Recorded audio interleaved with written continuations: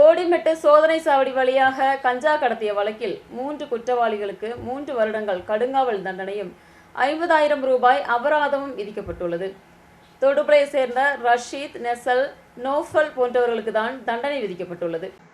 Bodimettu exercise சோதனை சாவடி வழியாக கஞ்சா கடத்திய வழக்கில் 3 குற்றவாளிகளுக்கு 3 வருடம் கடுங்காவல் தண்டனையும் 50,000 ரூபாய் அபராதமும் விதிக்கப்பட்டது. தொடுபுழை NDPS நீதிமன்றம் தான் தீர்ப்பு வழங்கியது. தொடுபுழை குமாரமங்கலம் முதல்கோட்டத்தை சேர்ந்த ரஷீத், குமாரமங்கலத்தை சேர்ந்த நெசல், பெரும்பள்ளிச்சிறையை சேர்ந்த நௌஃபல் போன்றவர்களுக்கு தான் தீர்ப்பு வழங்கப்பட்டுள்ளது.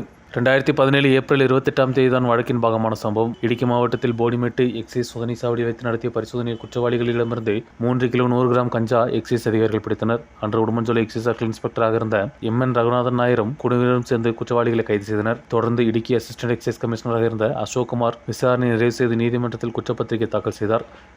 News bureau, தொடுபுழை.